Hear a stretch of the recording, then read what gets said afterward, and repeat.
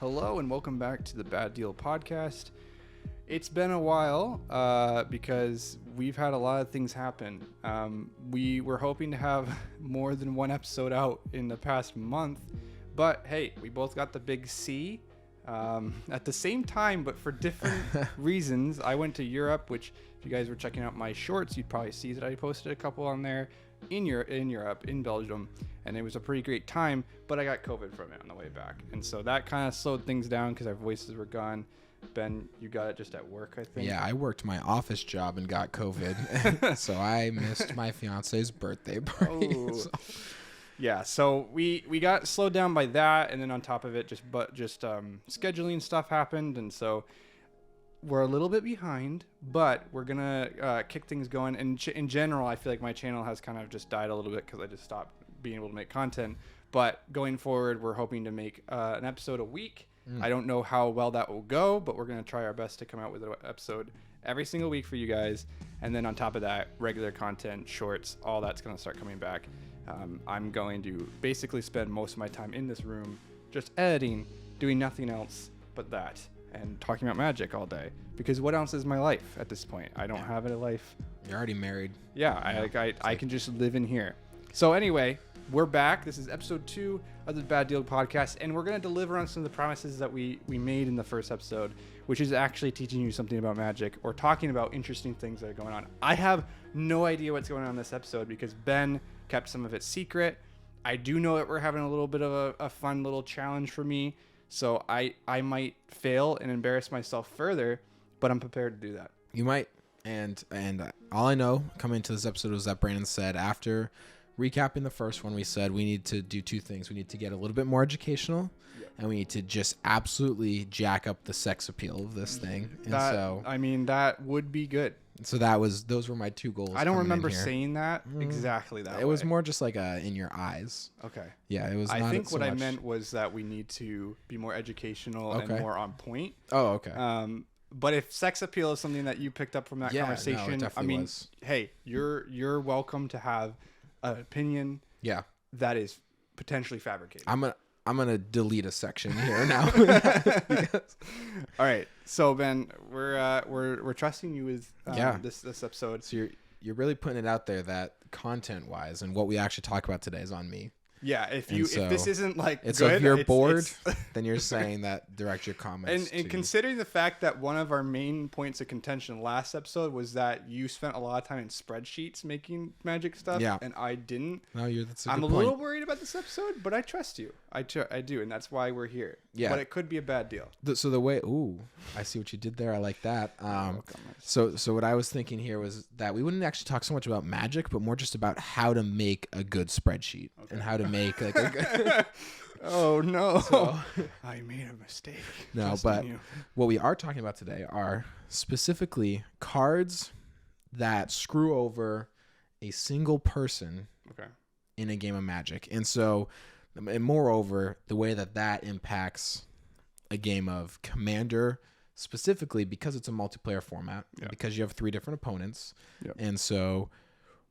Are these cards playable? Would you play them? Are they too mean? Do they just not make strategic sense in your eyes? And we're going to go over them. And additionally, one of the cards that I've chosen to speak about today is banned in the Commander format. And what I'm going to do is I'm legally allowed to show a banned card. We are legally allowed to discuss it. And what I'm going to have you do is you don't have to try and pick which one you think is banned, but I want you to tell me at the end of it which one you would ban.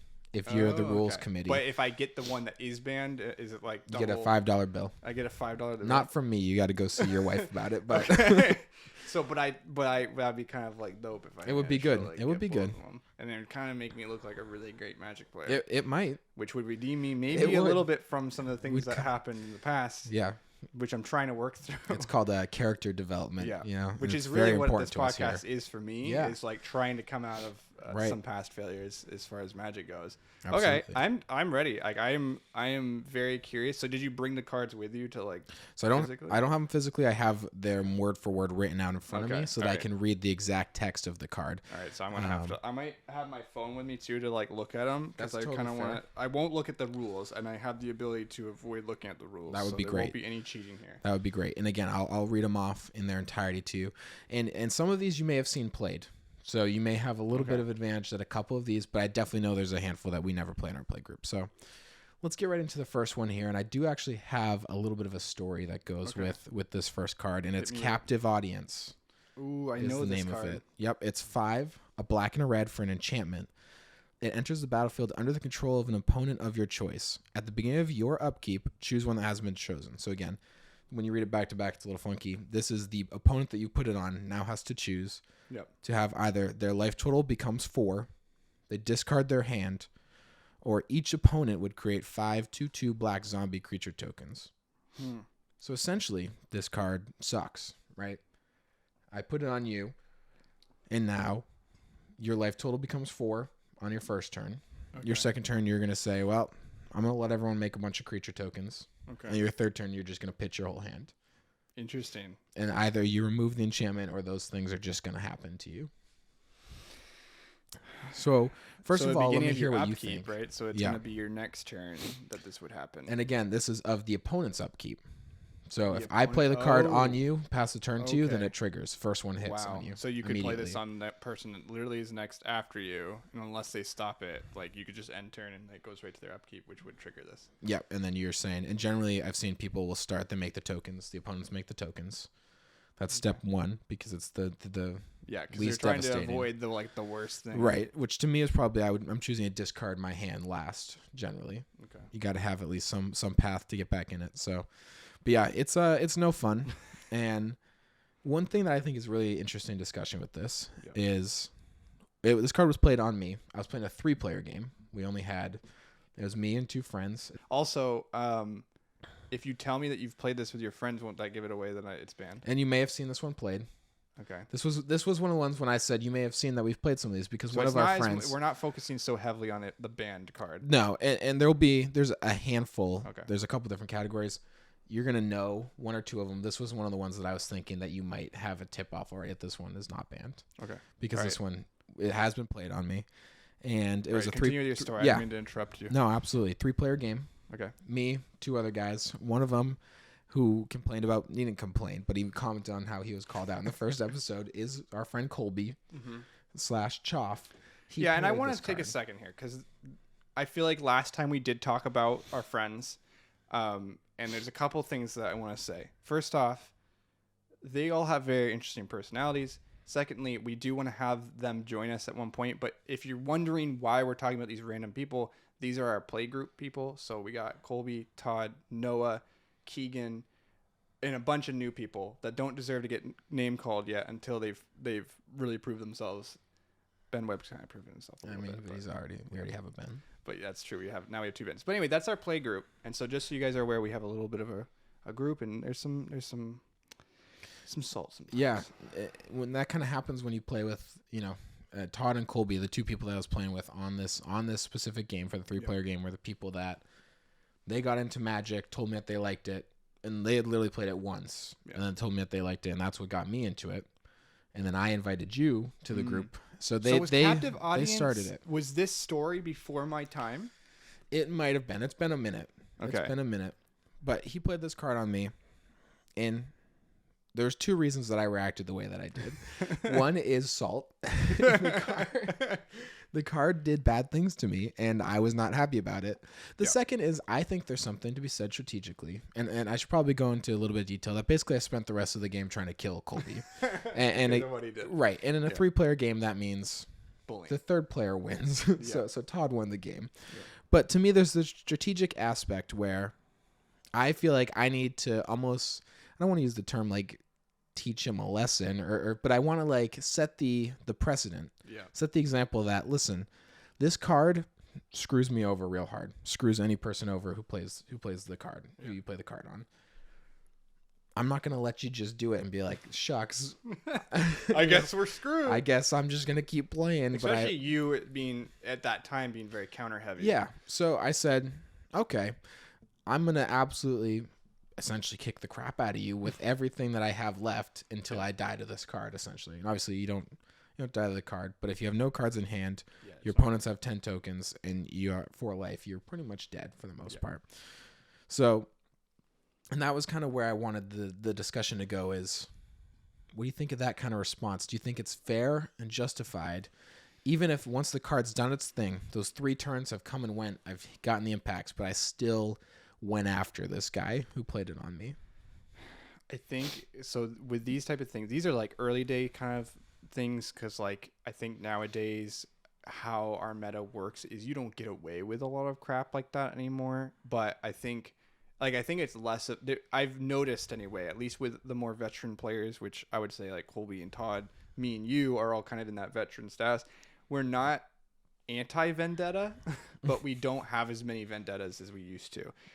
With that said, as far as your question, in a 3-player game, it's pretty frustrating to be targeted by one player, but it's also a bold move to play a card that essentially says you guys got 2 turns before things go down for you. Yeah. And I don't know how you can not expect people to be like, I'm not just going to get rid of this card, but I'm going to end you, because why? Like, I'm surprised, genuinely, I'm surprised Todd didn't also bully him to death. Like, I don't know how you get away with it, especially in the early days, getting a card out like that, where you're losing your hand, which, I mean, card draw back then was interesting, depending on, I mean, maybe not for you, but yeah, if a lot of us weren't playing blue as heavily, at least I wasn't. And like back then, I feel like I don't know how you don't get bullied to death. Yeah, and there's also, and I should probably also preface this, because there's a time and place where you're like, where the whole table says, hey, this person over here is doing something that is way ahead of all of us, and we're going to lose if we don't do something about it. Yeah. That was not the situation at this time. And again, this could have been probably 2 years ago at this point. Yeah. So I'm not going to sit here and say, well, I had out this specific thing. But to my memory, we were all pretty even. Okay. And I remember the conversation being like, well, I think your deck is more threatening to me long term. And so he played it on me. Mm. And so the whole discussion was like, he got really mad, felt it was not unfair, because obviously I can do whatever I want. Yeah. But it was like unnecessary that I targeted him to the level that I did. Subsequently, because it really did result in captive audience essentially made it so I couldn't win, put me out of the running. Yep. And then I went after him so hard that I made it so that he couldn't win. So we really did kind of just work together to give the win to the third person. Yeah, and that's why I think that, like, first off, I think 3-player Magic is not how Magic should be played in Commander. I just think it's fair. Like, more often than not, it's not an enjoyable process, because like I've had numerous times that in Yuriko I have a great start. And what do you have to do? You got to kill me, because I'm going to easily kill 2 people with Yuriko, like in a few turns. And then if they don't kill me, they lose. So it's very fair when you have such a high effect card to be like, we're going to kill you. So first off, I think 3-player bad. I'm okay with it nowadays. Like, it's less, you can play less aggressive decks maybe, and like figure out ways to work it out. Yeah, you take your foot off the gas a little bit and you say, we're going to play some, just because this is what we have available. So that's a very fair point, and I do think, I think it was a little kind of funny that he targeted you with it. It's a very Colby thing to do. It is like, and it just hits the table, and you're like, man, this is bad. I mean, it's funny. Like if you're doing it and you're like having a funny time with it, I think it's maybe a little less stressful. But I bet back then, when Magic was very new to all of you guys, and we all played, like, we didn't play competitive VDH. Our decks were not very high powered, but we played it to win very competitively. And so at the time, again, there's that strategic aspect where I'm like, I'm also going to set the precedence. I'm going to set the example here that, like, anyone moving forward, if you come at me with this, that you're gonna get this smoke. Which is a thing that I think you do a lot. And I will say, like, there was a time where we didn't play a lot of things because Ben would be like, if you do that, I'm going to absolutely target you. Yeah, I'll be like, I don't care if I lose the game. You'll lose the game with me. I think that was fine in some cases, but it also restricted what we could play a little bit sometimes. And I will say, benefited you greatly towards the end, because there was a point where you were like, you shouldn't play this. That's trash. You can't play this, trash. And it ended up being like, there's a big hole for enchantments. And that's when Zur came in. And that, I think I like to think that was kind of the end of that era where, like, we would just be like, yeah, Ben's right, we shouldn't play that, it's really mean. And then we were like, hey, we should just play what we like, but then we're just going to have to, like, interact with it in a way that is fair to everybody, and, like, be more careful about our mindset. Also, I think it changed a little bit on how we approach Magic as well. Like the competitive stuff died off a little bit after Xur because we started realizing that like trying to play for the best deck is very easy to do. Yeah. But it gets really boring. And I think that was like, for me anyway, like it allowed my awful Kolaghan deck to win games because we stopped playing stuff that like completely shut everyone else down. And that's also a good point, is that I do think in my experience, when I started playing the game, there was this ramp up period where it's like, first of all, you're playing the game, you're like, this is super fun, and I like that I can try and win it. Yeah. And so then you're like, I'm going to build my first deck, and then I'm going to go build my next deck. And the whole goal is to just be like, I'm going to build a deck that's going to win every game. And I want to win every game, at least for me. And so we have definitely, once I sold off the Xur deck and said, this was something that I don't think I need to do again. So now it has kind of been like the power level target for me is just like, my goal was always, I'm going to make the most powerful thing I can afford. Yeah. And so if I can afford financially to make a 10 out of 10 deck, I'm going to. Yeah, which at that time, actually, I think you were the biggest spender of the group too. Yeah. Which worked out in your favor because like I wasn't doing what I do now, which is spend ridiculous amounts of money. I definitely am the highest spender of the group without a doubt. And I don't win because of it. I just do it because it's funny. Yeah. I like buying nice cards. But and again, for those of you who aren't directly in our play group and are hearing this from the outside, when we say I was the biggest spender at the time, my Xur, the Enchanter deck, was $270 or something. I sold it for $210. Yeah, it's not like set the bar a little bit. Like we're not $1,000 deck players, which is why you know we don't play shock lands. We don't play. Yeah, which is, I think, you know, especially if you're starting out in Magic, like I think that's a really nice thing. Like I really think like getting into like the like Marsh Flats and like the cards that can like sacrifice to go find you a land that's like super expensive is kind of really good mana fixing and fast mana. Yeah. Cutting those out are really good ways to lower the barrier to entry. Yep. Especially in any given play group. Which and we still do. Like the fact that none of us have insane land bases allows a new player to come in and just have fun with us. Like we have a new player who we mentioned, Ben Webb, different Ben. He can come in and play Magic with us because we're not building an environment that says, hey, if you didn't spend $400, $500 and then like, hey, by the way, you have to spend $60 on your land base alone, you can't play with us. Like that's not the case. You can come in and it doesn't matter. Yeah. Like it will obviously matter to an extent, of course, but like it doesn't matter. I mean, the deck that I just built was Lazav, and we're getting a little off topic here. I'll say this and then we'll move on. But I played 36 out of 37 lands in my deck were just basics. I played 18 islands and 18 swamps, and I put a Bajuka Bog. That was my mana base for the deck. So we definitely go that route. So anyways. So that was the first card, Captive Audience. So in case, again, audience, you guys who are listening to us, if you're listening on Spotify, again, it's an enchantment. When it enters the battlefield, you put it on your opponent. And then at the beginning of your upkeep, you choose one of those choices, which we talked about, which is your life becomes 4, discard your hand, or and then each opponent creates 5 2/2 black zombie creature tokens. So just to kind of give you a summary. This one is a lot more straightforward. Let's do it. It's River's Rebuke. I don't know if that's one you're familiar with. I am also familiar with Rivers. 4 blue for a sorcery. And it simply says, return all non-land permanents target player controls to their owner's hand. Okay. So it's basically it's Cyclonic Rift for one person. One person at the table use Cyclonic. So it's more of a target. So it's not like it's not a full blown board wipe. What's the one that is like the same thing essentially, but to all players? Cyclonic Rift. Oh, to include I don't know. There's probably a bunch of them, but blue board wipes are like return to your hand, and so there's probably a bunch of them.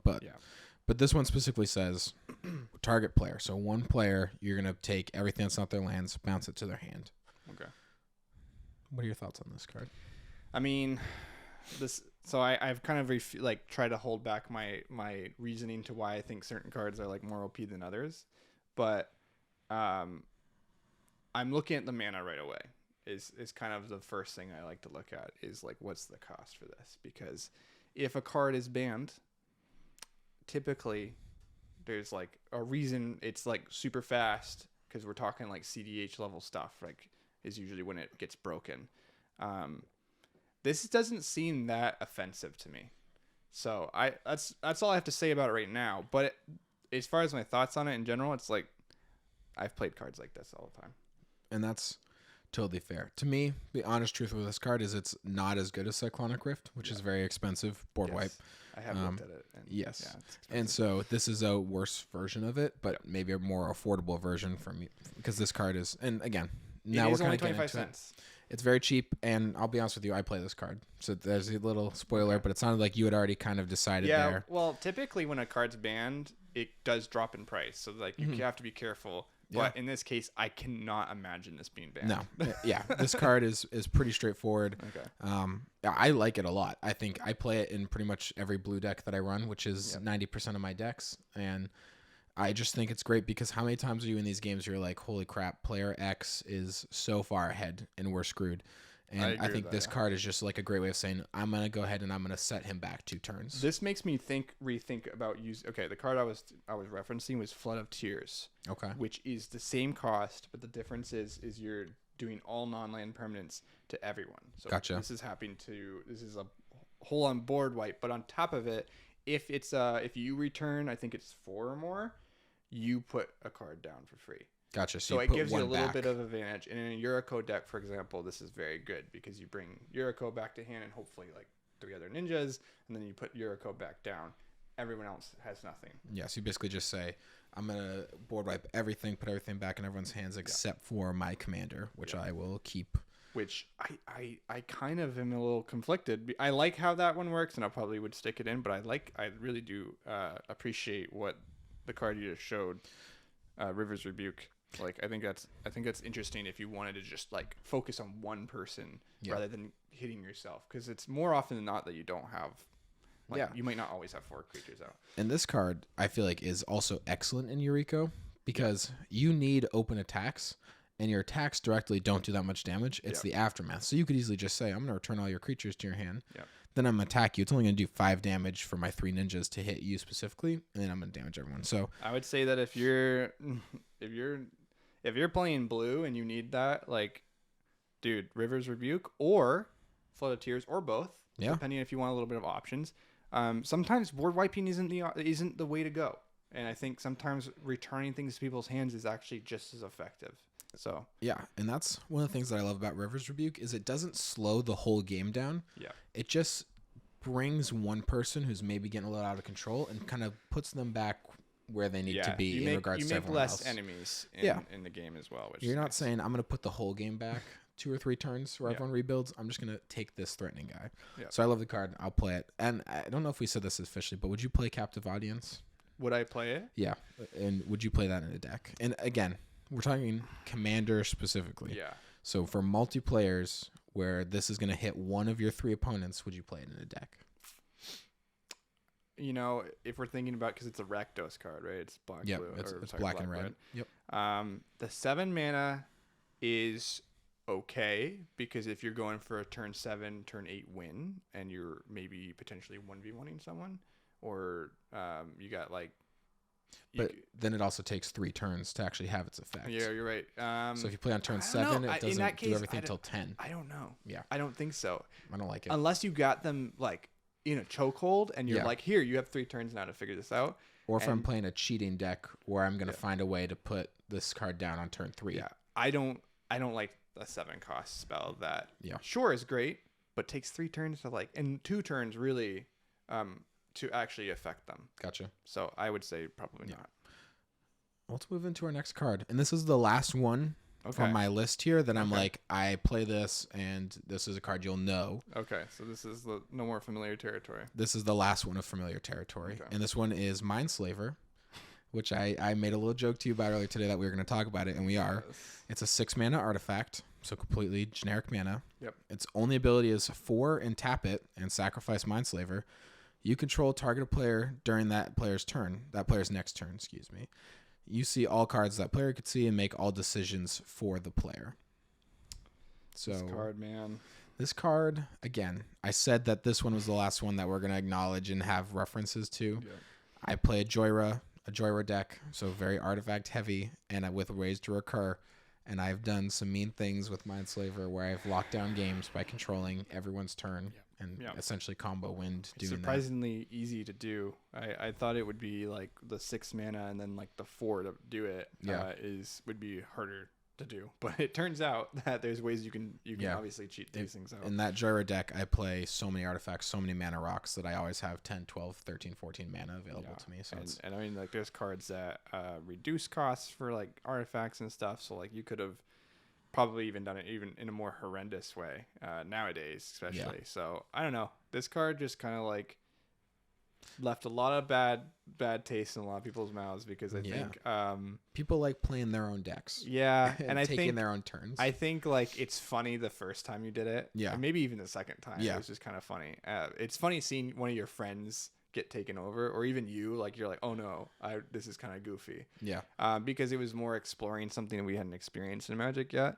But man, if you played this today, I would be bored. People would be sad because we want to play. We want to like it. Yeah. You only got like 4 hours maybe to play Magic max, generally, and like in a given week. You carve and then like you all of a sudden have like this game where you're like, oh yeah, the ending of the game was that my deck didn't get played. I got played by Ben. Right. Yeah. It's a little bit like Stacks. It kind of just like and it's like I'm gonna turn you into a weapon against the other two. Yeah. And which again, like you said, the first 2 times, and if you play Mindslaver the way it reads, you drop it, you do it one time, you pay 10 mana, you do it once, and you take a person's turn. I don't think anyone's too upset. It's because you never see this card played that way. Yeah. It's always with some way you're gonna loop it, you're gonna recur it, you're gonna do it to multiple players, you're gonna do it every turn. And it does get it. And again, if you can just play it and say, I'm going to control all 3 of your turns for the rest of the game, like game over, let's scoop, let's get to the next one. I can live with that. Yeah. But it's almost worse when you're like, I'm going to play your turn for the rest of the game. Which at that point, I think there was a point where we just were like, we're scooping. Because we were like, I don't want to play this game out that you're playing. The game wasn't even locked if you weren't down. going to win through it all, it doesn't matter. I essentially could take control of one person every turn. So it meant I was just playing 2v2 with one person just has to sit and watch. And anyone who became a threat to you would ultimately become that. Right. So. Then I could take their turn and use them as a weapon. Yeah. So Mindslaver is kind of something that like, hey, you could play it if you want to be the jerk of your group. Like if you want your friends to not like you anymore, this is a card that you can definitely play. And hey, maybe that's your personality type. You like to be annoying. You like to just make your friends hate you. And maybe create some actual deep emotional wounds in your play group and maybe in friendships. Yeah. I mean, that's kind of cool if that's what you're looking for, you know, and I don't want to discriminate in this podcast. Right. So like when we talk about these cards, it's like, maybe it's trash for me. And I think it's stupid dumb. Right. You know, it's a poopy card, but if you're a garbage person, you might like this And card. I do still own a copy of Mindslaver. It still sits in a Joyra sleeve. And if I were to bust that deck out, it does still exist in the 99. So, you know, you keep it up and maybe it comes back. I mean, I would maybe if it was like a summer game and we were like, you know, we had like, free time. Right, you know, it's the weekend and I have the next day off. So, and I can only talk so much because I'm literally going to be playing an Infect deck, which I know is also in many cases hated. And I think that Mindslaver also in that talk of like the way that it locks the game down is kind of also circles back to what we were saying, where it's like it's reflective of a time when the goal was to get as powerful as possible by any means necessary. So it's a card that I would not feel as comfy using in the way that we just discussed. And I feel like a lot of people don't, I don't know. I think a big part of Magic, in my opinion, like I see it on Twitter all the time. I don't know how many other podcasts necessarily get into it as much, but like a lot of the higher level players don't really talk about these things, but like the enjoyment of the game, I think is really important. And like, if you're a higher level, like those, I don't know if those conversations need to happen as much because you just have such powerful decks that all do their own thing. I don't know. I haven't experienced $1,000 deck. I don't know what that's like, but from my experience, and I think the most like the casual groups of people, it's really important to like have a respect within your group. That's like, hey, I want to have fun with you guys. Like this is supposed to be an enjoyable process. And I think for our group, it just took a little, because we were so isolated from like the LGSs, you know, Yeah, and we like didn't that interact general with that. community. We didn't really know what was like respectable Magic playing. We were just like really instantly competitive because we really liked this game. And I think if you're new to Commander, or you're like new to Magic, and I know there's a lot of people who have been watching this podcast that are new to Magic, and they're like, I don't really understand like what's powerful and what's not. Well, like these are some good indicators of like what's maybe a little bit not fun and what is fun. Yeah. So like something like River's Rebuke is gonna only be like, that's kind of dope. I think that one's okay. And yeah, but then something like Mindslaver maybe walks that line. I mean, again, if you played it just by itself, we're talking a very simple card. But why would you play a 6 mana card that also costs 4? Right. So just then to control saying, someone else's I'm paying turn. 10 mana. So you're basically saying I'm going to exchange my turn for your turn. Yeah. Yeah. And I think that was something, again, that's something that you have to understand when you start playing Magic. If you haven't, is that like, as opposed to maybe other games and stuff, that the goal is like I play fantasy football is the other thing that I'm really into. Yes. And there's never a scenario where the goal is not to just do everything you can, be as good as you can to win the game. Yeah. But Magic is different in that there is something else to it. And like you can have a conversation of like, every time you shuffle up your deck is not, I'm going to do my most powerful deck. I'm going to do the most powerful thing. I'm going to try and win the game on turn 5. Mm-hmm. And like, it's okay to have the conversation that, what are we trying to do here tonight? Like, is your deck going to win on turn 5, turn 6? Yeah. Then, because then I need to then not play my, Yiva, flash out a bunch of creatures randomly, like just kind of clunky, right? And you just have to have that understanding that like certain decks are built for different power levels and do different things. It's like if you and I play a video game together and you're level 99 and I'm level 4, like if we just are going to 1v1 in this game, I'm going to get smoked every time. Yeah. And so it's okay to like not handicap yourself in the sense that like I'm going to not do my optimal play, but like understand what your deck does and what it's built for. Yeah. And it's tough because like it can sometimes be like, depending on your friend group, like it can be a little bit of an awkward card. Like I had a very like a little bit of a heated conversation with Noah recently, not because he like his decks are like overly powerful decks. They're not. They're like, but he's a combo player. That's what he likes doing. He plays stuff that like recently has kind of made me not have as much fun. And so I present that to him like, hey, this deck specifically, and we won't do any call outs. I've already talked to him about it and it's fine. We're good.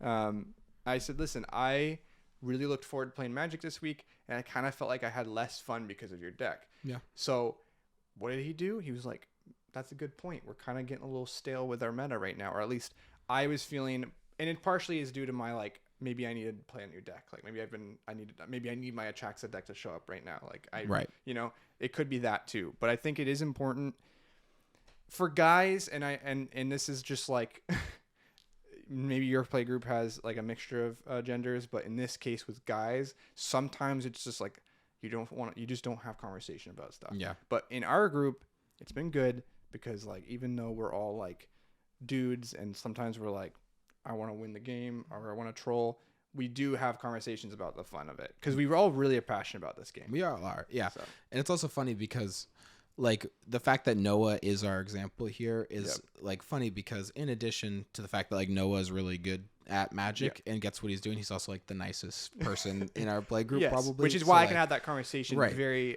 easily. And also later on told him that like probably I could pull off the gas a little bit because I was more just kind of frustrated at my feeling towards the game, but it doesn't necessarily mean that you should stop playing the way you want to play. Yeah. So there's a balance. Yeah. I think that Noah should keep playing the decks however he wants to, but I do want to give feedback to other like my friends that like, hey, like if you brought like Gisela over and over again, I'd probably eventually get a little bit like sick of dealing with that every single game. Yeah, because not that she's like a broken deck and like we can't win against her. It's just like, I want everybody wants it to be a little bit different. Yeah. After a while. I think. And part of that is just like variety. Yeah, like if I played Yuriko every game, you guys would get.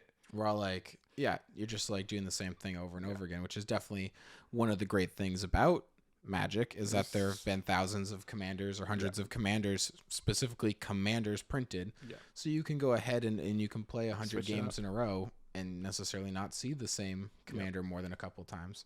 So that's what's nice. And again, Noah's like, he likes playing combos, and so like it's also good to like have that conversation before you start the game.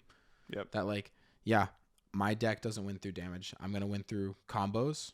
And like also if you're playing with new players, like it's okay to also say, here are the cards you're gonna want to look out for. These are if I get these 2 or 3 cards down, I'm gonna go infinite. I'm gonna win the game. Assisting them with their threat assessment is always like I think a kind thing to do. I think for me, like it's been interesting recently. We've had a couple of situations where we've like walked our newer players through the proper threat assessment. But again, I think our group is pretty balanced, which is rare. And if your friend group is kind of in this weird place where they're like still kind of like getting out of that, like, I don't want to call it immature phase, but like if we're talking about like how we grew as a group, like you're in that, I think you start out in a really immature phase where you don't really know what you're doing. And then you get a little competitive because you start getting good at it. And then you get to a place where you're like I think is peak Magic, where you're like, I'm excited to see my friends this week and also play Magic. And if I win, even better. But it's or okay if you're like Keegan, you lose twice to the newest player in the game because of the most insane plays ever. Let's move forward. Let's do it, man. I'm really pumped about these cards that I don't know about because I feel like I have a pretty good grasp. I think you gave me a good runway to like what's good and what's bad, but I'm a little worried about these things. I don't think you'll have heard of these. I have 4. They're kind of groups of cards moving forward. We're going into the danger zone. All right. And maybe you don't look up these 4. Okay. You know, because it is one of these. Well, I was saving them in a list so that I could look at them again. Okay. But I can't see their ruling. All right. But I will see their price. Do you think that would give it away? Maybe. Okay. I won't do it. I don't know. Just do memory. We'll do this. I have it all, and if you want me to repeat it, that's totally fine. Do it. So let's move forward. This next card is called Iona, Shield of Amaria. I don't know. It's 6 white, 9 total mana for a 7/7 legendary angel. It has flying, and as she enters the battlefield, choose a color. Your opponents can't cast spells of the chosen color. Okay. I think this card's really mean. I think it's a mean card, but man, is it? So you said 3 white mana and then +6, or just... So it's a 9 mana creature that gets dropped. It is a legendary. Yeah. So you can play. But from then the you can just zone. like turn off a color. Here's my issue with the card specifically. I play a mono green deck. Okay. You can't counter spells in green. Yeah. So if you play this card and say green, either someone decides to help me out and kills it, or you literally get done. I don't play the game anymore. That is pretty crazy. Okay, this was something I was actually thinking about. Okay, time for education. You're gonna educate me on something that I genuinely am curious about Magic. Sure. If you say no to a certain color, do cards that have that color in it get shut down?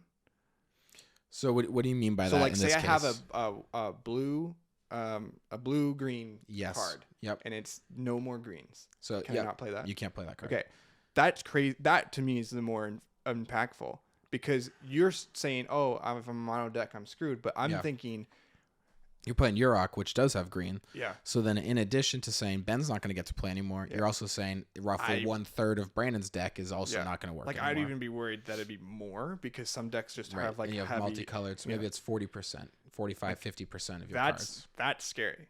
Yeah.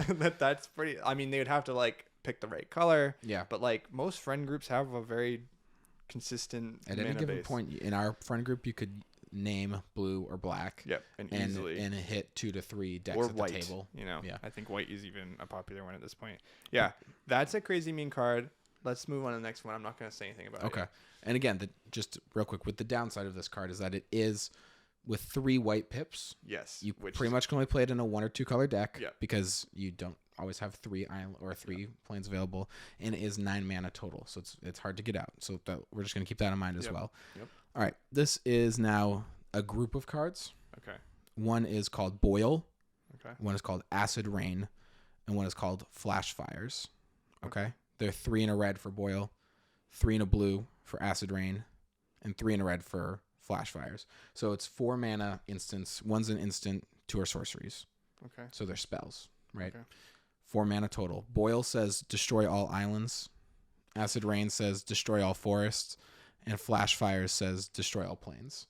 So it basically just says, and again, we went through this whole thing earlier where we're like, we only play basic lands. These destroy all basic lands of a specific color. Yep. Again, these are super mean. Oh, and the other thing I also want to hear about is even as we go, I want to have you tell me. So let's just assume all cards are legal until we announce at the end. Yep. Would you play? So let's circle back real quick. Would you play Iona in a deck? Maybe in a mono white win con, but like I don't know, because like you have to have a way to cheat that out. You play maybe in Kalia, because you could play her for free. It's an angel. I probably have heard of her from that, because she sounds familiar, but I really don't know if I think I don't know if it's just because of the phase I'm in right now. I'm very against cards that like have a 3 pip and then also 6 mana. Like that. You could play it in mono white, or you could play it in white green. You have to be cheating it in or have a very good mana base. I don't know how you play that. It's very expensive. Like early enough where it affects anything. You know, like that. I'm thinking like by turn 5 things are going, and that's when you'd want it out, right? I would play it maybe in a Staxy deck that wants to lock out stuff. Then you're like, the last thing I need to do is block out the blue player. So you play it, you name blue. Yeah, it'd have to be like a win con or like a final step to your win or something like that. So then let's move forward then. Now that we've kind of circled back to that, now we're gonna come back to the these. mana costs are important on these ones. So I want to hear the mana costs again. So it's Boil, which is destroy all islands, is 3 in a red. We can stop this one. So it's how many? What is it? It's 3 in a red. 3 in a red. 4 mana. Destroy all islands, and they're all 4 mana. They're all 3 generic, and then a color. Okay, so they're all 4, which is in line with a card that could be potentially banned, I think, because turn 4 is not bad, and you could find ways to, I think, cheat out a little bit sooner. Right, if you needed to. And again, these cards kind of get better the longer you go, because the more islands that are out there for you to destroy, the more value you get. Yeah, I know, you can hold on to it and wait till the end. And then you're like, oh man, we're really in a grudge match here. Destroy all islands. Yeah. The only thing I think about is, like, obviously these cards are absolute, have to be countered. Like, so if any, but you could just wait until everyone's tapped out a little bit, and then you just, the one blue player or whatever. And the only other thing I also want to add with these, that our play group isn't exactly also the embodiment of Commander as a whole. Yeah. People do play a lot of non-basic lands, a lot of lands that maybe would tap for that blue mana, but not have that island subtype that would let it get hit. And all of these cards target just the basics? So not basics, but destroy all islands, destroy all forests, destroy all plains. So if it's one of those, like, I think the Triomes tap for, like, it's like this taps for a green and a red and a white. Yeah. And its type is island or is forest, mountain, plains. It's all 3. So this would hit that card. Okay, so it would go beyond basics as well. It would go up beyond basics as long as it has that subtype on the card. I don't know. Would you play it? Would I play any the Boil one first? Would you play any of them? Any of them? They're all the same. They just hit different colors. They have different colors. And Boil's an instant. I did think about it when I was working on Kalia, I was looking at land destruction. Yeah, and so I'm the bad person. I'm playing Mindslaver. I took it out because it was a jerk thing to do, but it was really, the idea of taking out someone's lands was really funny to me. And the important thing also with this is it's destroy all islands. Yeah. So, and again, that's 3 in a red. Yeah. So if you're playing mono red, you don't care. But like, you're not going to play it in your, is it deck that has 4 islands on the battlefield, because then you also just get blasted in the face. This is really good for those fast, like. It's monocolored. It loves it. I don't know. This is tough because they're all so similar, but like I feel like the destroy all islands one feels very bannable, because I'm thinking, okay. And I will also say real quick that if you want to make your pick and say that this is it, you can say that it's one of the 3. You don't have to pick the one specifically. I'm gonna try to I'm gonna try to go for it. I don't know if I can say Iona is banned, because I just think anything that high cost is like. The downside's on the card. Yeah, the cost is the downside. So like, why would they ban it? Like, unless someone figured out a way to really like cheat it in really easily. But I'm not familiar of like I know there's ways to cheat in anything. So like, we would have to ban all the cards that are like that. So I don't know. I don't know if I can say Iona. I think Iona's good. She's pretty mean. There's definitely that. But it's got to be one of these 4 mana cards, because that feels like right in line with the people who like want to like. Because you could play it on turn 3. And also you could play all 3 of these. And you could, so like all of them add value to them, like to this concept. I think I personally. So wait, it was all islands, and then there was one that targeted what? Forests? So there's one for islands, one for forest, one for plains, and the one that hits islands and the one that hits plains are 3 in a red. So they're both in red. And then the one that hits forest is actually a blue, 3 in a blue. Ooh. I just don't see how taking out forests are as impactful. Because green ramps so hard. And in blue maybe. And red is like the mean deck. It's not the mean deck, but it's the like let stuff burn deck. And okay. I think it's probably the islands because the only thing that can stop a red deck is like directly blue. So I would probably ban that one. That's the one that you'd ban. And we do have more cards to talk about. There's more cards? Okay, then I'm not banning that. Okay. I realized at this point, I was like, I don't know if he knows. I have two more. Okay, well then I want to hear the two. But of those 3, the most egregious is the island. Next one is called Identity Crisis. It's 2 white, black for sorcery. So again, very color specific. Yes. Exile all cards from target player's hand and graveyard. That's it. Hand and graveyard. So you no longer have a hand. You no longer have a graveyard. Oof. All in 4 exile. mana is what you said? 6. So it's mana. 2, then 2 white and 2 black. Man. It's a hard card to cast. Ugh. That's a hard card to cast. Like that reminds me of Casualties of War, I think it's called. It's something similar to that. It destroys everything. I'm gonna get eyes on that. Like I think you have 3 options. Right. Yeah. So Casualties of War kind of reminds me of that, and maybe I don't know if it's like a relative or something. Like I know there's like sets that like come out with like all the different. Yeah. So Casualties of War is the exact same style of casting cost. Yeah. Where it's 2 and then 2 black, 2 green, but this one's destroying target things. And I will say the only thing I can say about this is that from my experience of playing Casualties of War, it's expensive, and I played this in a green deck, and I think green is more reasonable than an because you're gonna have so much mana ramp. And I'd say did I play that often in Yarok? I played it maybe once. Yeah. Right. Like so, and I'm not saying maybe like that's my error, but like I would say that. If you get lucky enough to end up with the card, and then you also end up lucky with the mana, I don't know. Like if it's in a Orzhov deck, I can see this working, but like it takes one player and says this player now. It's exactly like this the player theme. Can go it's the suck theme, it. and you know what? It's the theme of the different cards that we're talking about. It's one player is now in a really bad spot compared to this card is giving like.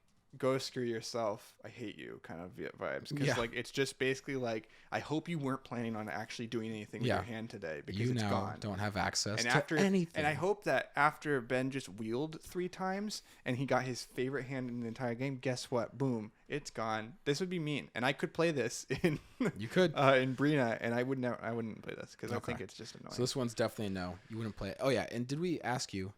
Would you play? Besides the conversation of visit banned, would you play the land destruction cards? Would you do that?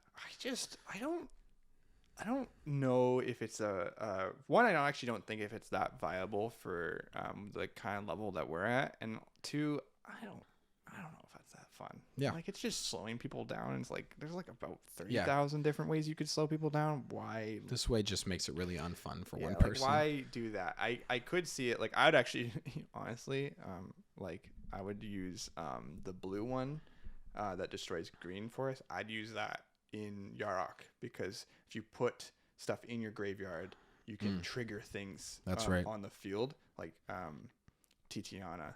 I think that's how you say your name. But she's a new card that does the meld thing with Argoth. It's a whole thing. Yeah, we won't get into that because I don't want to spend like 20 minutes on a card that doesn't matter. But there's things that happen if you have things in your graveyard. We know this, right? Like in a game of Magic, if you can get certain cards in your graveyard, you can trigger certain things. So lands can often be a part of that, and there's lots of cards that do that. But that's the only thing I would do with that. Yeah, that's very fair. Use that on other people. So let's move forward then. This is our last one. There's 2 cards here. It's our last category. I'm getting a little nervous about this. the first one's a Planeswalker. It's Soren Markov. Oh, the OG. Soren. Yep. I know him. 3, black. That's it. Its name's just Soren Markov. Okay, so it's okay. And the only ability I really care about is it's -3. Okay. Target opponent's life total becomes 10. Yep. And then the other card that I want to talk about with this is Magister Sphinx, which is 3 white, blue, black. It's a 5/5 flyer, and when it enters the battlefield, target player's life total becomes 10.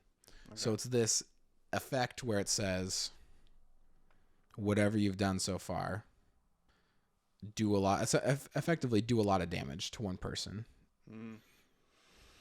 So Soren's funny because I was looking at the different Sorens recently, and I have Soren Grim Nemesis in Atraxa, which he might actually get removed at some point, but he's similar, but he does a little bit of a cooler thing in my opinion, where he can, for X, you can do damage and then gain life. But also he has 9 cost, which is not that hard to get in an Atraxa deck, because he starts at 6. You'll proliferate your way there. He puts a number of 1/1 black creature zombie dudes with lifelink onto the battlefield to whoever has the highest life total. So say someone's at like 40 still, you'd make 40 of these 1/1 lifelinks. Gotcha. For 9, right? Which is not hard to do. No, because And the ultimate on this Soren here is you control target player during that player's next turn. Yes. So the ultimate is actually Mindslaver. But again, the reason I put the card in honestly is more for that minus ability,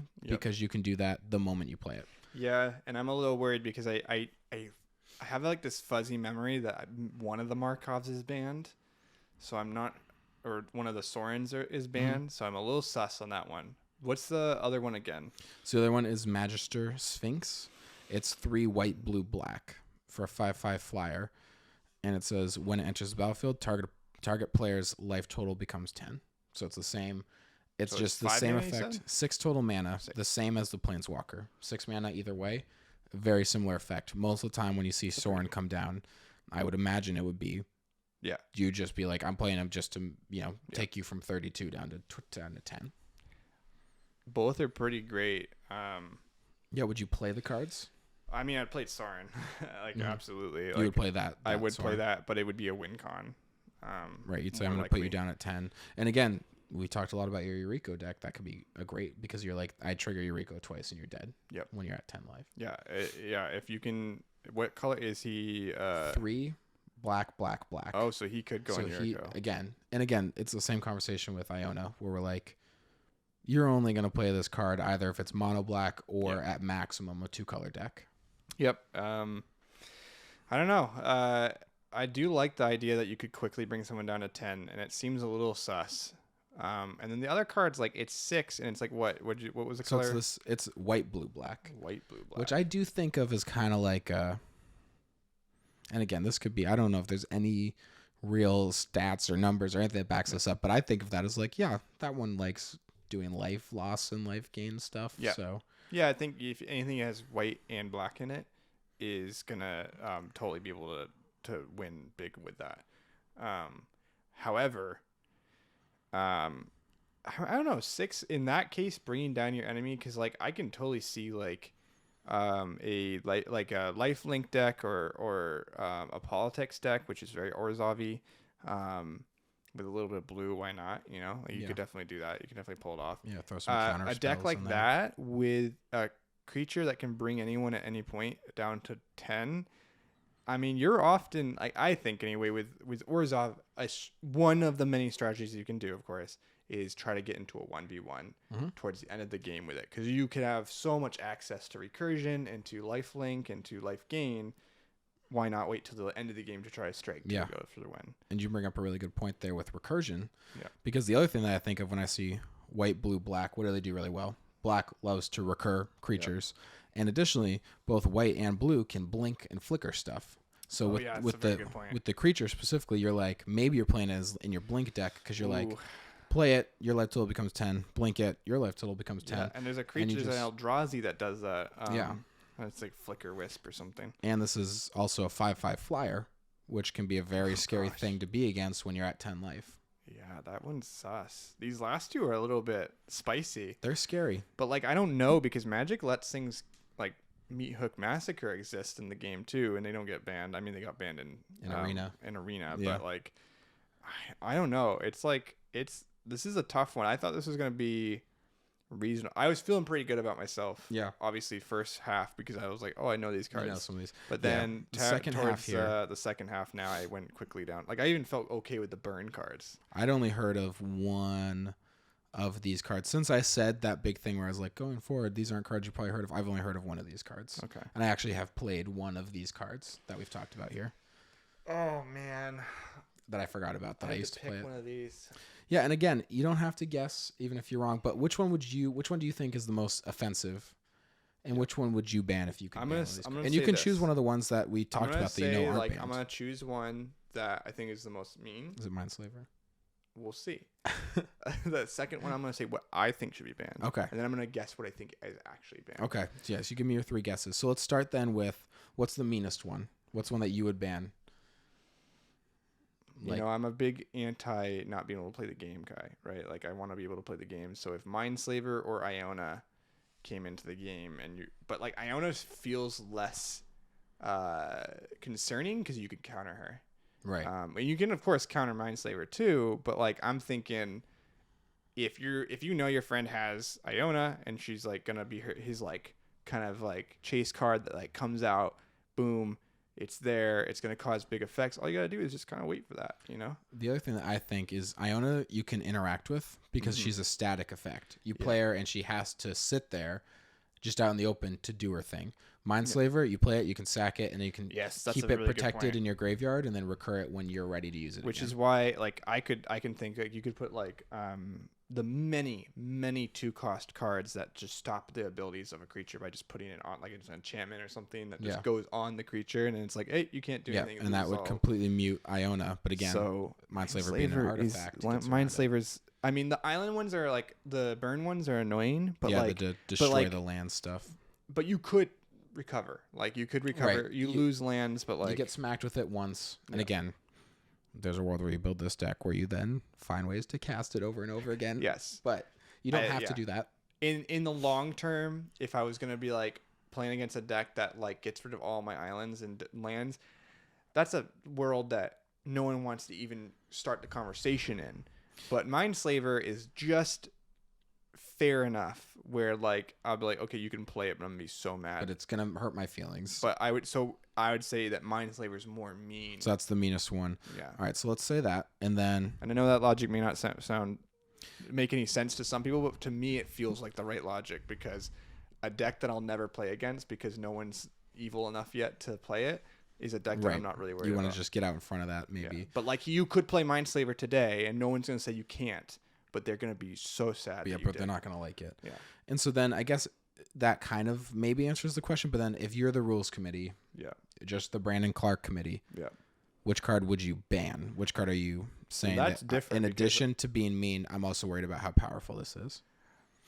I feel like I don't target card. Like I think there's lots of mean cards, but there's not a lot of cards that are like mean and also good enough to like kill everybody, because like honestly the best cards that I've seen, like Primeval Titan is a banned one, like that card's not mean, you know, it's just really really really OP.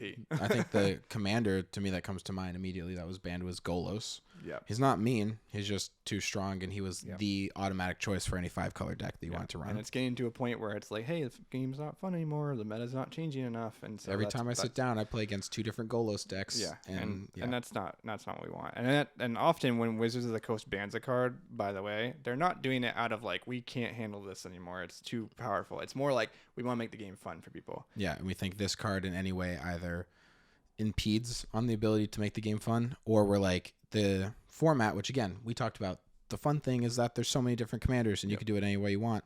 And so when Golos is the commander for 67% of all 5-color decks, you're like, people when they build a 5-color deck are just choosing Golos because he's so much better than every other one.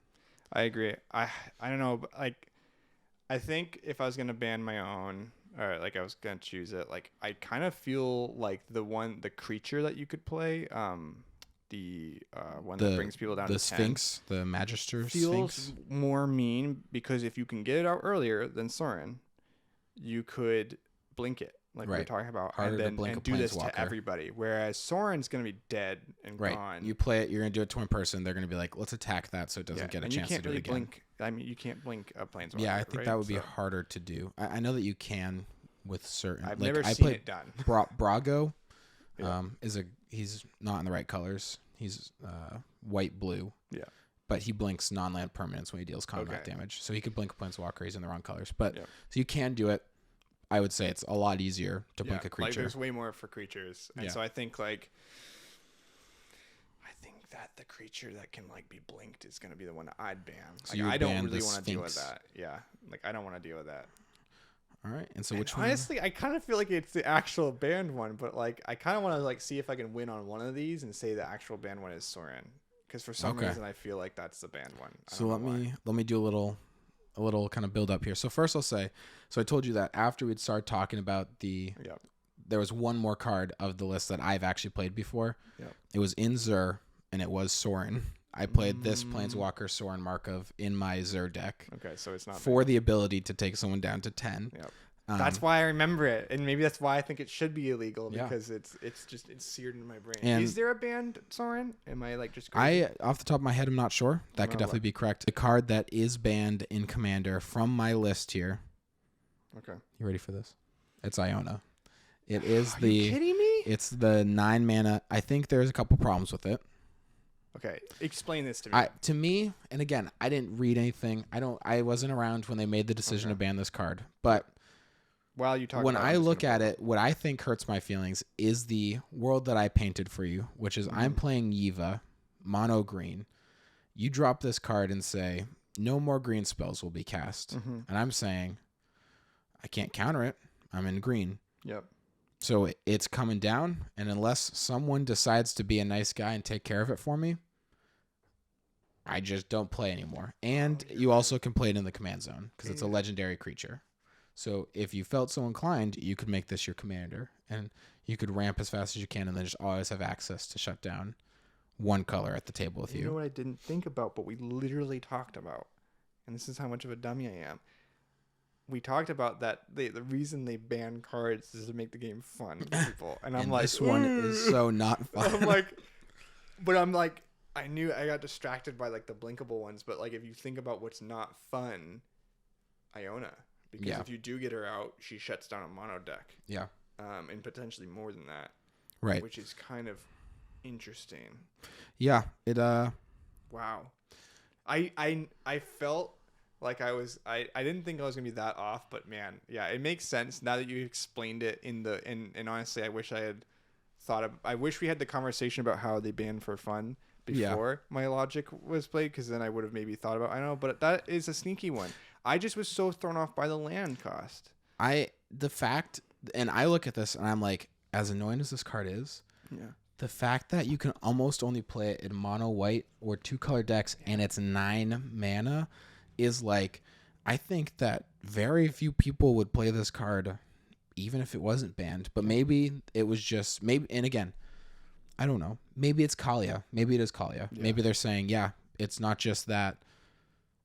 Like, it's not just what the effect is, it's that people are cheating it into play. Yep. And that's what it must be, because there's no way that you're just saying, when this thing drops on turn 8, people are really sad about it.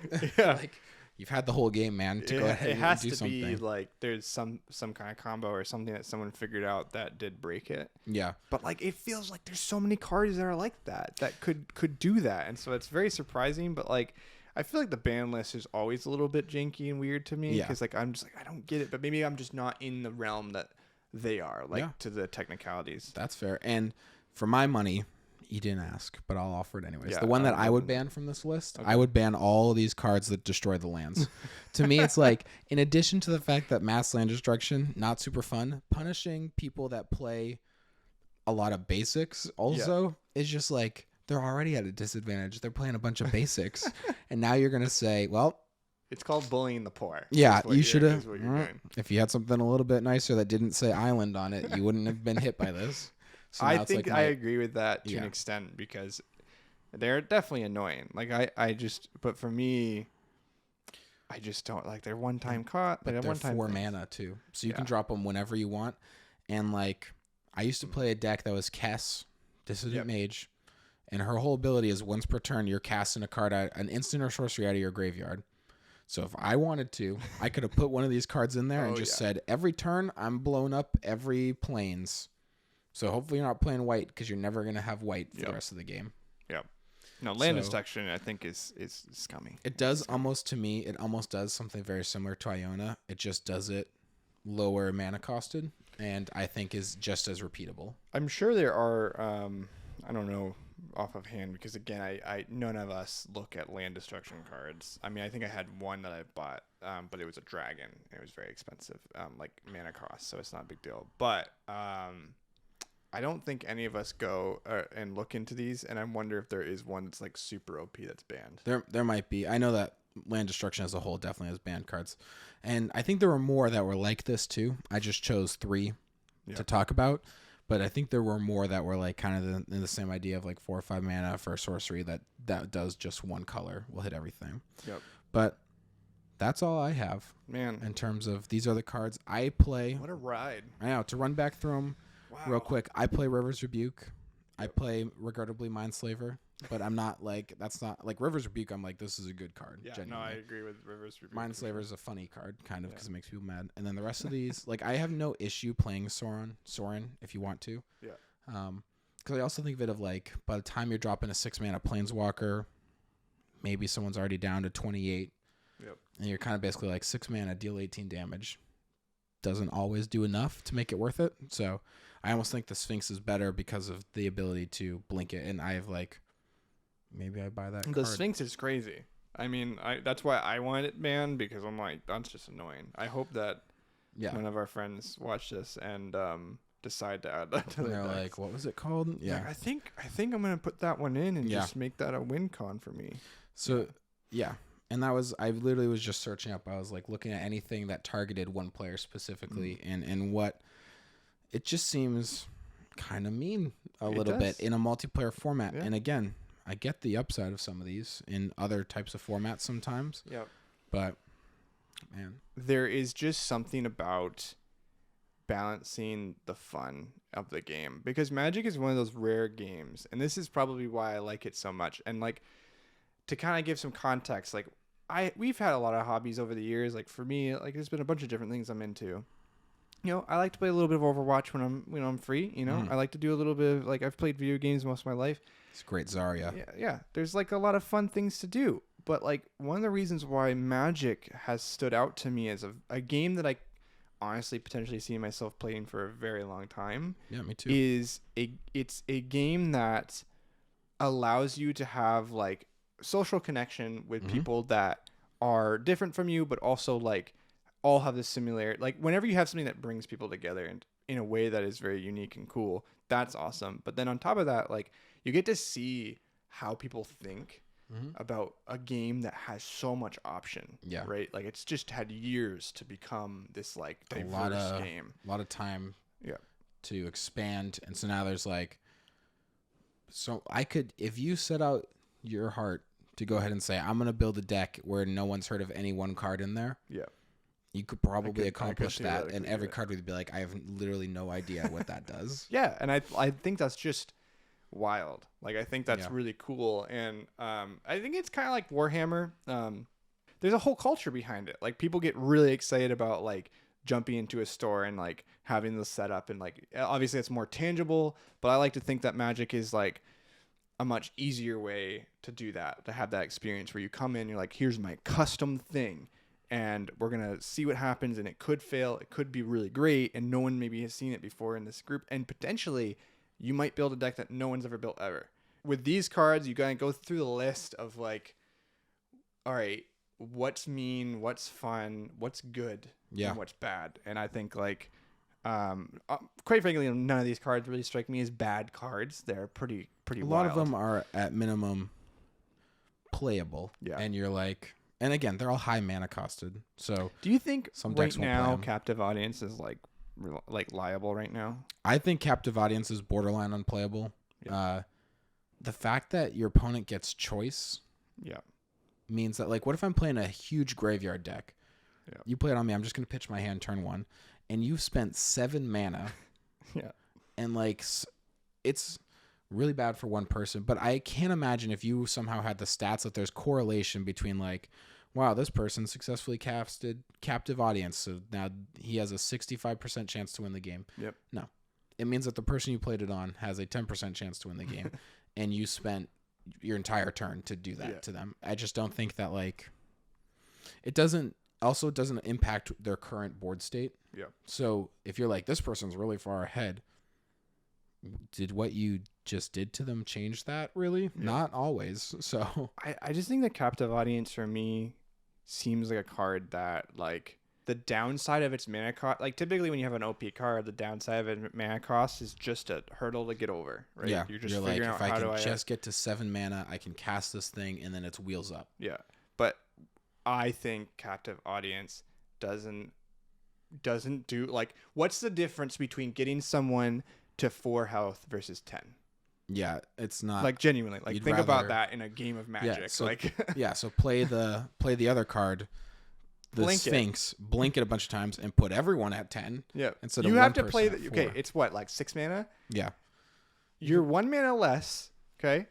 There are 1 mana blink cards, I believe. Yes. Maybe 2? There are also other ways to just like there's other ways to blink stuff on board too. Yeah. Like, so imagine, but say you're just like a basic player and you're just trying to get value out of the cards you're playing. Boom, 6 mana, 1 mana, say you get a really expensive one, or even 2 even, and that's 8 mana total, and you have 2 people at 10 health. At the point of this game, there's a good chance one person's dead already. Yeah. I think if we look at any of these cards, Captive Audience should be off of your list, unless you're really, really good at red and you just know what you're doing and you know, like, how to cheat it in, and that's what you've built your deck around. But is that fun? I don't know. Maybe. Yeah. If you're playing in a group where you're like, I'm playing to win, but it's still lower budget. Like, these land destruction cards that I pulled up, they're not expensive. They're less than $1. So if you decided, like, if you're playing your mono red Magda deck, why wouldn't you go just ahead do land destruction versus? You might as well, like, stick Boil in there. And then I'm just honestly getting to a point where I'm like, Captive Audience is kind of trash. I don't think it's a very good card. I think it's fine. It's barely playable, but again, it's like in the format and again, for anyone that's higher level playing, 7 mana is hitting a point where you're like, I don't know if I put like, you have maybe a card or 2 in the whole deck. And so if you're going to do that, like, to me, it's like, I'm going to play the card that's going to win the game for me, not the card that over the next 3 turns slows down. Yeah, like, I've been switching to that more and more as I've, like, worked. And again, like, I learned a lot building a track set. And one of the things was like, I need to bring my mana average down significantly. And, like, so there's super cool cards like White Sun's Twilight, which is a new card from Phyrexia, which Phyrexia came out as well during this whole time, and so that's changed a lot. And I'm sure I'd love to, in a future podcast, chat about Phyrexia a little bit more. But White Sun's Twilight is from Phyrexia, and it's 2 white mana, X, right? And then X. And if you get it over 5, which would make it a 7 cost total, it destroy it. So it would create 5 mites that do infect, which have a toxic, toxic 1, and then you gain the life that you spend. So you would gain 7 life, I believe. And then on top of that, it would destroy all of their creatures. Yeah. So that's a great 7 mana cost. I'm dropping these, play as many blockers as you can. I'm going to get infect on you. And the other thing is that doesn't have to be 7 costs, you know? No, yeah. If you're like, play it anytime. It's early game. I played my Soul Ring turn 2, play this for 2. I have 2 infect creatures. And like, you better, or 2 toxic creatures. I'm going to start chipping away with this. Absolutely. And that, to me, that's what you want to look for in Magic is cards that produce value throughout most of the game if you can. Yeah, and all these cards are really situational. You have to build around all of them. I think the one that's the least friendly to build around is Captive Audience, and that's the one that I also like the least. Maybe I'm biased against it, but anyways. I think that we're both kind of equally good. And I used to be a heavy Rakdos player. That was your first deck ever. Was Kolaghan, who was Rakdos. And I think I would never play. I don't know if I'd even play that. Well, I definitely would have been a sucker and played it. You would have been like, whoa. Because I did the same thing. I pulled this out of a pack once, and I was like, oof, this thing's powerful. I'm going to win some games with this. But it really is. It's like, it's flashy, but then in the moment you're like, this doesn't do what I'm looking at. And I've gotten past that, I think, a little bit in Magic. I'm starting to, like, just throw away cards that are like, that looks really cool, but also it's like 90 mana to do one like cool thing. But like, and maybe if you're really in love with an effect in the game, again, this is why Magic's cool, is if you're really in love with a card and you're like, I just like what that's doing, you can make it work in your deck. But I'll play Rise of the Dark Realms. It's a 9 mana spell, but it like wins the game if you get it off. And so I'll play the card. I think it's fun. I'll pay the 9 mana. I'm not saying that anything over 7 is like you shouldn't play it, but like I was really make pumped. it worth your while. Yeah, I was really pumped to have Expropriate in Yuriko because it does a ton of damage. My former pet card that almost it doesn't fit this category, but it's similarly assault inducing. And maybe we do an episode on cards that we think or have witnessed firsthand induce I would salt. love to collect a list of cards from both of us and maybe like our friends as well of what we think are our most toxic cards are. Yeah. Because it would be really interesting to see how what we all view as our most annoying cards. Well, spoiler alert, we might get a chance to talk about Captive Audience again if I did that, because that might be my choice. I think I hate that card. like cards like Expropriate are really fun to me because I never would actually put that in a deck. Yeah. But in Yuriko, it's great because it does all this damage, but then worst case scenario, you get to the end of the game, like you have nothing. And you'll win the game. Yeah. If you resolve Expropriate, 9 times out of 10 you're just going to win the game. Every time I've gotten it through it, I win the game, and people just kind of accept it. Yeah. But hey, I don't want this to run too long. I want people to be able to listen to the whole thing. Yeah. We went through these cards. I think we had a really good discussion today, and I'm excited to continue these kind of topics moving forward. And if people in the comments section have suggestions for us on good ideas for us, topics for us to speak on, let us know. So we will be making more episodes. You'll probably see this episode. This will probably come out very shortly after making it, which means this will be fairly relevant content. And we want to do more. I think both me and Ben would agree that we really want to get up with what's happening currently. So like we got Phyrexia that's happened. March of the Machines are coming out. So like maybe we start talking about cards that have recently come out a little bit. But we also want to kind of stay true to what we want to do, which is have a mixture of technicality, education, if you will, and then also like talking about it in a more casual format, like stories from besides what the card reads, our experience interacting with them in an actual game setting. Yeah, which like for a new player, like, and we really want you guys to let us know, like, how do you feel about this podcast? Like, are you feeling like you're getting introduced to Magic in a great way? Because I know we have, and I'll definitely be excited to hear what some of my friends that are newer to Magic feel. Like, I want to hear, and we want to make it so that when they listen to it, they're like, wow, all right, I didn't understand that about Magic. Now I do. And that's really great. But also for like people like Todd and Colby who, have been playing the game for a while, or Noah, right? Yeah, like 3+ years now. We've all been playing the game for a while. Like, what's challenging me and you? I found a lot of new things in this for me. But you know what? Maybe I'm just a dummy. I don't know. I could be stupid. Maybe Todd and Colby are smarter than me. We'll find out on Colby, this episode. Colby definitely is, but I don't know about Todd. Colby's, I think, maybe the smartest one. He and Noah are the smartest two in our group. Yeah, I think that's fair. So well, Colby, Colby's very smart. He's smart, but and he's very handsome. Decks are kind of crap. All right, well, you can't have everything. I love you. Don't be mad at me, please. Okay, thanks so much for watching, guys. Man, this is actually a lot of fun. Thanks, Ben, for putting this one together. Absolutely. And I don't feel like I embarrassed myself too much as I was completely off. The logic made sense to me. Yeah. And talking through it did make sense. I actually had a lot of fun with this one. Yeah. Taking a specific category like this, digging into a couple of these cards, and then seeing why is this one banned when these ones feel just as mean. I would love to know more banned cards. So maybe we'll do this kind of like as a segment again in the future. But anyway, we'll be back with episode 3, 4, and 5. Like, we're gonna be doing it for every week, so you'll get weekly episodes going forward. We'll probably let you guys know when we're gonna like tone it down a little bit because it is gonna be a lot of work. But we're gonna switch right to weekly. And then means play some catch up for a little bit. Play some catch up, get the podcast to where it needs to be, and then on top of that, I'm going to be making probably content once a week just on my own, which to expect that every week as well. Hopefully, if I can do it, we'll see. And I'll be talking a lot about this Phyrexia stuff too, so we'll be covering kind of things in between. Also, let us know what you guys think if you have any feedback. And on top of that, we want to have guests soon, and so we'll eventually have a third person in this room. But we're working on it. All right. Thanks so much, Ben. This was a good time. This was episode 2 of The Bad Deal. We did it. We didn't get canceled through the first episode. Not yet. Yeah. It's feeling like a good deal to me. Oh, wow. All right. End it there. Cut it right off. Cutting it off. We're done.